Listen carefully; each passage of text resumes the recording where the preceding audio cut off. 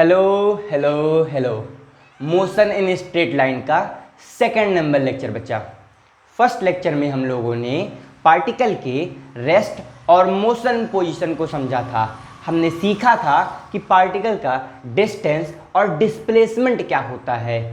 इस पर हम लोगों ने अच्छे अच्छे न्यूमेरिकल्स को भी ट्राई किए थे। जैसा कि आप सब जानते हैं कि काइनेमेटिक्स की सीरीज जो होने वाली है बच्चा, ये बहुत ही सिंपल तरीके से हम लोग समझने वाले हैं। इसको बहुत अच्छे तरीके से बिल्कुल बेस से फील करते हुए चलेंगे। तो ऐसे ही आज आप क्लब स्टडी पर अभिषेक यानी मेरे साथ पार्टिकल के स्पीड और वेलोसिटी को समझने वाले हैं। आज आप सीखेंगे कि पार्टिकल की एवरेज स्पीड क्या होती है, एवरेज वेलोसिटी क्या होती है, इसमें डिफरेंस क्या होते हैं। इन सभी टॉपिक्स पर हम लोग डिटेल्स में बात करेंगे और इन पर न्यूमेरिकल्स को भी ट्राई करने वाले हैं। तो बच्चा, मैं सबसे पहले स्पीड और वेलोसिटी पे बात करूं उससे पहले मैंने आपको पिछले लेक्चर में एक होमवर्क दिया था, आपने साथ ट्राई भी किया होगा। तो पहले हम लोग जो है वो क्वेश्चन सॉल्व कर लेते हैं और उसके बाद बात करेंगे स्पीड में। बच्चा, क्वेश्चन क्या था हमारे पास, ध्यान दीजिएगा। हमने आपको कहा था कोई पार्टिकल है जो किसी सर्कल में, बच्चा कोई पार्टिकल था जो किसी सर्कल में पॉइंट ए से पॉइंट बी की ओर मूव कर रहा था। कहां से कहां बच्चा? ए से बी की ओर हमारा पार्टिकल जो है मूव कर रहा था, कुछ इस तरीके से। बच्चा, हमसे कहा गया था कि पार्टिकल का डिस्टेंस और डिस्प्लेसमेंट फाइंड करना है अगर सेंटर पे, यार हम लोग को ये एंगल भी दिया गया था। ये क्या था बच्चा? ये तो रेडियस था। हमसे कहा गया था रेडियस आर थी किसकी? सर्कल की।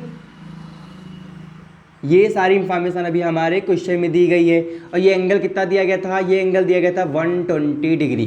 अब हमसे कहा गया था कि पार्टिकल का डिस्टेंस और पार्टिकल का डिस्प्लेसमेंट फाइंड करिए। बहुत ईजी यार, हम लोगों ने सॉल्व किया था स्टार्ट क्वेश्चन को। चलिए सॉल्व कर लेते हैं। पहले फाइंड करते हैं डिस्टेंस को। पहले क्या फाइंड करता जो है? डिस्टेंस फाइंड करेंगे। हम बोलने वाले हैं डिस्टेंस इज इक्वल टू, बच्चा डिस्टेंस की डिफिनेशन क्या थी? Path length actual path length covered by the particle. मतलब पार्टिकल ने कौन सी पाथ को सिलेक्ट किया है, उस पाथ की लेंथ फाइंड कर लेंगे, वो हमारा क्या होता है? डिस्टेंस आ जाएगा। पार्टिकल गया कहां से कहां है? ए से बी गया। एक में मान लो जिस पॉइंट सी है बच्चा, हम क्या बोलने वाले हैं? पार्टिकल ए सी बी वाले पाथ को सेलेक्ट किया था, इस पाथ से गया है, तो इसकी लेंथ फाइंड करेंगे और इसकी लेंथ क्या हो जाएगी बच्चा? जो है डिस्टेंस होने वाली है। मतलब मैं बोलने वाला हूं distance is equal to length of A C B. बच्चा कौन सी लेंथ है? Length of A C B. यार ए सी बी है क्या? या ए सी बी अगर आपको दिख रहा होगा तो ए सी बी क्या बच्चा? ए सी बी एक आर्क है। क्या है बच्चा? ए सी बी क्या है? एक आर्क दिख रही है। ए आर सी मैं बोल दे रहा हूं। ए सी बी क्या है हमारा? जो है एक ए सी बी आर्क है। और अगर हमको जो है आर्क की लेंथ फाइंड करनी है, डिस्टेंस फाइंड करना है बच्चा, वही तो आर्क है। आर्क की लेंथ फाइंड फॉर्मूला क्या होता है? एंगल, कौन सा एंगल? जो आर्क के द्वारा, जो आर्क के थ्रू सेंटर पे एंगल बन रहा हो, वो एंगल इनटू रेडियस। जो भी सर्कल का रेडियस है, तो बच्चा सर्कल रेडियस आर है, एंगल 120 है। हम क्या बोलने वाले हैं? 120 डिग्री इंटू आर। लेकिन बच्चा पता है डिग्री में एंगल रखने नहीं वाले हैं, इसको रखेंगे रेडियन में। तो बच्चा इसको रेडियन में चेंज कर लेते हैं। और रेडियन में चेंज करने का फॉर्मूला क्या होता है बच्चा? जो है पाई बाय 180 से क्या कर देंगे? मल्टीप्लाई कर देंगे। हम लोग क्या करेंगे? पाई बाय 180 से डिग्री मल्टीप्लाई करेंगे, रेडियन में चेंज हो जाएगा। तो 120 गुणे पाई बाय 180 इंटू रेडियन बच्चा आर। आपको होता है 0 0 कैंसिल आउट, 2 6 जा 12, 2 9 जा 18, 3 2 जा 6 और 3 3 जा 9। मतलब हम लोग को मिलने वाला बच्चा जो है डिस्टेंस कितनी आ रही है? 2 पाई बाय 3 इंटू आर। कोई दिक्कत है? बिल्कुल नहीं आनी चाहिए। रेडियस हम लोगों ने डिस्टेंस फाइंड कर लिया। किसको फाइंड करके? आर्क की डिस्टेंस फाइंड करके। आर्क की डिस्टेंस का फॉर्मूला क्या होता है? आर्क की डिस्टेंस फॉर्मूला क्या होता है? एंगल, कौन सा एंगल? जो आर्क के द्वारा सेंटर पे बन रहा हो। कितना बन रहा है? 120 डिग्री बच्चा बन रहा है। रेडियस कितनी है? आर है। 120 इंटू आर। 120 डिग्री को चेंज कर दिया रेडियन में। कैसे चेंज करेंगे? 120 डिग्री डिग्री को चेंज करते रेडियन में, पाई बाय 180 क्या करेंगे? मल्टीप्लाई कर देंगे। सॉल्व करेंगे, कितना आ रहा है? 2 पाई बाय 3 बच्चा। कोई दिक्कत आ रही? नहीं आ रही यार। रेडियस आ रहा है, ये हम लोगों ने फाइंड कर लिया डिस्टेंस। अब आता है हम लोग को डिस्प्लेसमेंट फाइंड करना। चलिए इसको भी देखते हैं। डिस्प्लेसमेंट कैसे फाइंड करेंगे भाई? बिल्कुल सोचना नहीं है, बहुत अच्छे तरीके से, बिल्कुल स्ट्रेस नहीं लेना, सोचना पड़ेगा यार। डिस्प्लेसमेंट फॉर्मूला क्या होता है? डिस्प्लेसमेंट इज इक्वल टू क्या था? Shortest distance between two point, मतलब ए से बी के बीच में जो शॉर्टेस्ट डिस्टेंस हो उसकी अगर लेंथ फाइंड कर लेते हैं तो वो क्या होता है? जब वो हमारा डिस्प्लेसमेंट होता है। और हमने आपको सिखाया था कि डिस्प्लेसमेंट फाइंड करने के लिए फाइनल पॉइंट को इनिशियल पॉइंट से by a straight line join कर दीजिए। फाइनल पॉइंट को इनिशियल पॉइंट से बाय अ स्ट्रेट लाइन अगर हम लोग ज्वाइन कर देते हैं तो ये जो लेंथ बन के आ रही है, इस लेंथ को हम लोग क्या बोलने वाले हैं? पार्टिकल का डिस्प्लेसमेंट बोलने वाले हैं। मतलब मैं लिखने वाला हूं लेंथ ऑफ ए बी। बच्चा अगर हम लोग ए बी की लेंथ फाइंड कर लेते हैं तो लेंथ ऑफ ए बी क्या होने वाला? हमारा जो है डिस्प्लेसमेंट होने वाला है। कैसे फाइंड करेंगे जरा इसको पहले एक बार इस तरीके से यहाँ समझते हैं यार। यही तुमको ट्रेंगल दिख रहा होगा, इस ट्रेंगल हम लोग जो है यहाँ बना लेते हैं। देखो तरीका सीखते हैं बस, इसको हम लोग यहाँ बनाते हैं। देखो ये आया अपना, ये और ये देखो बच्चा, इसको बोल रहे हैं हम लोग ओ बोल रहे हैं। ये ओ है, ये ए है और ये क्या है? बी है। हम लोग डिस्टेंस को अलग ले रहे हैं यार। अभी मान रहे देखो ओ से ए आर है, लेकिन हमने मान लिया कि भी डिस्टेंस कुछ और है, तो हमने बोल दिया ओ से ए डिस्टेंस क्या बचा जो है ये कुछ इस तरीके से था। इसको जो है एज अ वेक्टर डिफाइन करने वाले हैं। ओ से ए गए, ए से बी गए, और आपको पता है अगर ओ से ए गए, ए से बी गए तो वेक्टर को ऐड करने के इसकी डायरेक्शन क्या करते हैं? चेंज कर देते हैं। वेक्टर सबने पढ़ा हो, नहीं पढ़ा बच्चा तो मेरे चैनल पर जो है वेक्टर का चैप्टर पढ़ा हुआ है, उसको जरूर पढ़ लेना। ओ से ए गए, ए से बी गए। अब अगर ओ ए और ए बी को हम लोग ऐड करने वाले हैं तो डायरेक्शन क्या करते हैं? चेंज कर देते हैं। ऑर्डर क्या करते हैं? चेंज करते हैं। तो कुछ इस तरीके से हो जाएगा। ऑर्डर कैसे चेंज किया यार? ओ से ए गए, ए से बी गए तो बी से ओ आना था, लेकिन बी से ना कर हम ओ से बी चले गए। देखो एरो ऐसा लग गया। ओ से लेकर के ए के डिस्टेंस हम लोग बोल रहे हैं R1, ओ से लेकर बी के डिस्टेंस हम लोग क्या बोल रहे हैं? R2। ए से लेकर बी के डिस्टेंस फाइंड करनी है, इसको हम लोग बोल रहे हैं D। पता क्या जो है आपने वेक्टर लॉ ऑफ एडिशन पढ़ा होगा, क्या होता है? ओ से ए हम लोग ऐड कर रहे हैं, मतलब हम लोग क्या कर रहे हैं? हम लोग R1 में ऐड कर रहे हैं बच्चा, किसको?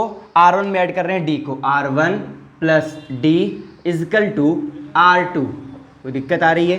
बिल्कुल आनी नहीं चाहिए यार आप लोग को। अब अगर हम लोग को R2 फाइंड करना है बच्चा तो क्या करने वाले हैं? अच्छा ये कैसा एडिशन किया गया? वेक्टर एडिशन किया, मतलब हम लोग बोलने वाले हैं vector R1 plus vector D is equal to vector R2। अगर R2 फाइंड करना है तो क्या बोलने वाला हूं?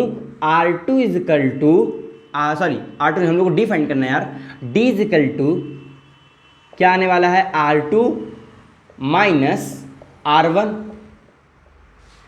वेक्टर डी फाइंड करने के लिए R2 माइनस R1 फाइंड करना है, लेकिन हम लोग को भाई डायरेक्शन से मतलब ही नहीं। डायरेक्शन कैसे है? डायरेक्शन को दिख रहा है ए सी बी पार्टिकल गया हुआ है हमारे स्ट्रेट लाइन में, तो ये डायरेक्शन को दिख के आ गया बच्चा। कोई दिक्कत आ रही है? नहीं यार, यही तो डिस्टेंस आ रही है। अगर हम लोग को इसका सिर्फ मैग्नीट्यूड निकालने हैं, डायरेक्शन पता है, डिस्टेंस में फाइंड कर लेंगे बच्चा। मैग्नीट्यूड कैसे निकालेंगे? मैग्नीट्यूड निकालने के लिए मॉड ऑफ डी बोल देंगे इजकल टू। अच्छा फॉर्मूला क्या होता है? अगर आपने vector A minus vector B किया हुआ है और इसका मैग्नीट्यूड फाइंड करना है तो कैसे करते हो यार? फॉर्मूला लगाते हो अंडर रूट ए स्क्वायर। यहाँ पे ए के साथ कौन है? R2 है, तो आप बोलोगे R2 का square plus B square. B के साथ पे कौन है? R1 है, तो आप बोलोगे R1 का स्क्वायर माइनस लगाते हैं और क्या बोलते हैं? 2AB। 2 ए के साथ बचा R2, बी के साथ बचा R1 कॉस थीटा। थीटा क्या होता है? R1 और R2 के बीच का एंगल होता है। आपको पता है यार, अगर यहाँ पे प्लस होता आप क्या बोलते? R2 का स्क्वायर प्लस R1 का square plus 2AB cos theta. भाई A square plus B square plus 2AB cos theta पूरे का रूट। यही तो हम लोग मैग्नीट्यूड फाइंड करते हैं। बस यहाँ पे क्या है? माइनस है, तो हम लोग क्या लगा दिया? माइनस लगा दिया, फॉर्मूला वही चिपका दिया। क्या हम लोग जो है R1 और R2 का बच्चा वैल्यू लगा सकते हैं? यार हमारा R1 और R2 किसके बराबर है? R1 भी हमारा किसके बराबर है? R के बराबर। R2 के बराबर, R के बराबर, जरा वैल्यू लगा देते हैं यार। तो क्या हम लोग बोलने वाले हैं? Mod of D equal to under root बच्चा R2 का स्क्वायर मतलब R स्क्वायर प्लस R1 का स्क्वायर मतलब R स्क्वायर बच्चा। R square plus R square क्या हो जाएगा? 2R square. अरे यार समझ लेना, 2R स्क्वायर माइनस R2 को R बोलेंगे, R1 को R बोलेंगे, 2 इंटू R कॉस थीटा। अच्छा R इंटू R क्या होगा? R स्क्वायर हो जाएगा और 2 बाहर लगा, मतलब क्या बोलोगे? 2R square cos theta. कोई दिक्कत नहीं आनी चाहिए यार। अच्छा 2R square minus 2R square करें क्या बच्चा, 2r² कॉमन ले लें, रूट के बाहर आ जाएगा तो हमारा आने क्या वाला है, mod of d is equal to, हम लोग क्या करने वाले, हम लोग 2r² रूट के बाहर ले रहे हैं, तो रूट के बाहर 2 नहीं आएगा, अंडर रूट 2 आएगा। क्या आएगा बच्चा, अंडर रूट 2 आएगा, और अंडर रूट r² आएगा, square root cancel out, √2r हमारा क्या आ गया, रूट के बाहर आ गया, अंदर क्या बच रहा है 1, यहाँ क्या बचा 1 बचा, यहाँ क्या बचा 1 माइनस कॉस थीटा, बस हो गया 1 माइनस कॉस थीटा। हम लोगों ने बच्चा एक फॉर्मूला पढ़ा हो, मैं कहाँ लिख दे रहा हूँ, मैं यहाँ लिख दे रहा हूँ, हम लोगों ने फॉर्मूला पढ़ के रखा है किसका, cos 2 theta is equal to 1 minus 2 sine square theta. यार इसी को हम लोग हाफ कर देंगे, अगर हम बोलेंगे cos theta is equal to, formula क्या था फिर से देखना, cos 2 theta is equal to 1 minus 2 sine square theta. इसको करने क्या वाला हूँ, बस थीटा ही हाफ करना है, जहाँ जहाँ थीटा में हाफ कर दो, कॉस 2 थीटा कर दिया, 1 minus 2 sine square theta, theta by 2 कर दिया। यार यहाँ से जो है कॉस थीटा की वैल्यू चिपका सकता हूँ, बिल्कुल, चलो लगा देते हैं। तो आने क्या वाला जो है, mod of d is equal to, हम लोग क्या बोलने वाले हैं, अंडर रूट, बाहर कौन बैठा है बच्चा, बाहर हमारा बैठा हुआ है √2r, बाहर कौन बैठा है, √2r, अंदर कौन आ रहा है, रूट के अंदर आ रहा है हमारा जो है 1 minus cos theta is equal to 1 minus 2 sine square theta by 2, तो यहाँ पे आ जाएगा 1 माइनस 1, और माइनस क्या हो जाएगा plus 2 sine square theta by 2। अब मुझे तो 1 से 1 क्या कैंसिल आउट हो गया बच्चा, 1 माइनस 1 0 हो गया, अंदर बच कौन रहा है, सिर्फ 2 साइन स्क्वायर थीटा बाई 2 बच्चा, 2 साइन स्क्वायर, अगर आप जो है रूट हटाएंगे, स्क्वायर से रूट कैंसिल आउट, और 2 पे क्या रूट आ जाएगा, √2 इंटू √2, 2 आ गया, r बचा, साइन स्क्वायर थीटा बाई 2 बचा, साइन थीटा बाई 2 बच जाएगा, मतलब हमारे पास बच क्या रहा है, हमारे पास बच रहा है 2r साइन थीटा बाय 2। ये ध्यान रखना हम लोग इसको याद भी रखेंगे यार, जब भी हम लोग जो है डिस्प्लेसमेंट निकालेंगे, कुछ इस तरीके से निकालेंगे।